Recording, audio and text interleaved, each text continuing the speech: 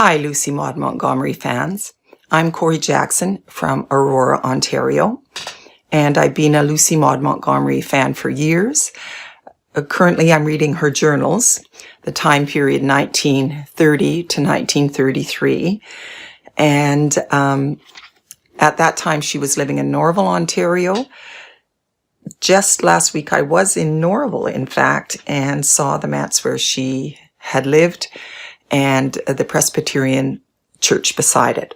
Both structures still standing, and a wonderful memory of a previous time period and of Lucy Maud Montgomery. My copy of The Blue Castle has a cover that looks like this. And my understanding from the Facebook page is that that's the 1980s version of the cover, and I'm reading chapter 13. So I'll get right into it.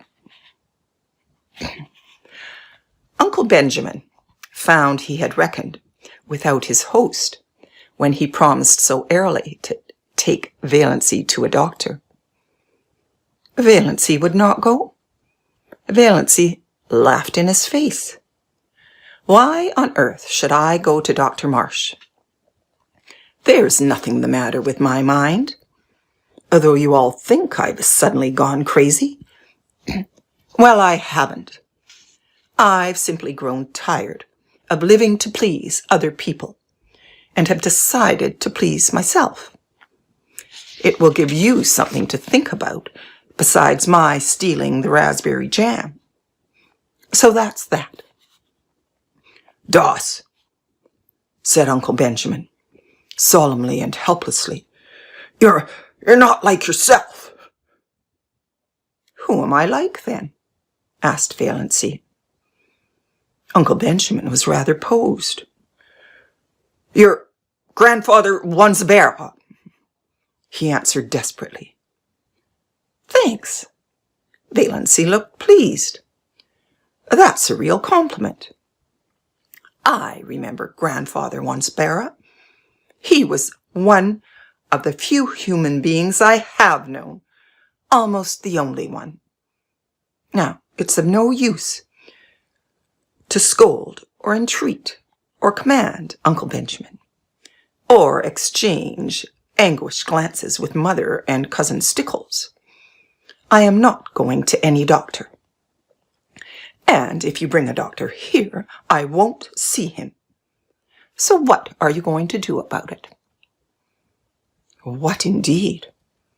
It was not seemly, or even possible, to hail Valency doctor-wards by physical force. And in no other way could it be done seemingly. Her mother's tears and imploring entreaties availed not.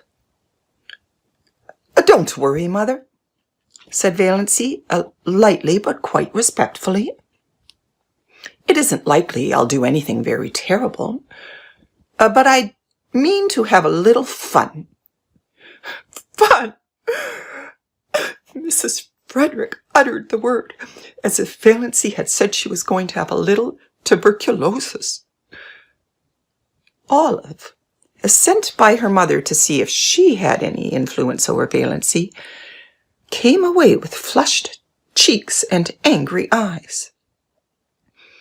She told her mother that nothing could be done with Valency, after she, Olive, had talked to her just like a sister, tenderly and wisely. All Valency had said, narrowing her funny eyes to mere slips, was, I don't show my gums when I laugh. More as if she were talking to herself rather than to me. Indeed, Mother, all the time I was talking to her, she gave me the impression of not really listening. And that wasn't all. When I finally decided that what I was saying had no influence over her, I begged her, when Cecil came next week, not to say anything queer before him, at least. Mother, what do you think she said? I'm sure I can't imagine, groaned Aunt Wellington, prepared for anything. She said, "I'd rather like to shock Cecil. His mouth is too red for a man's. Mother, I can never feel the same to Valency again." "Her mind is affected, Olive," said Aunt Wellington solemnly. "You must not hold her responsible for what she says." When Aunt Wellington told Mrs. Frederick what Valency had said to Olive, Mrs. Frederick wanted Valency to apologize. "You made me apologize to Olive 15 years ago for something I didn't do," said Valency. "That old apology will do for now." Another solemn family conclave was held. They were all there except Cousin Gladys, who had been suffering from such tortures of neuritis in her head ever since poor Doss went queer, that she couldn't undertake any responsibility.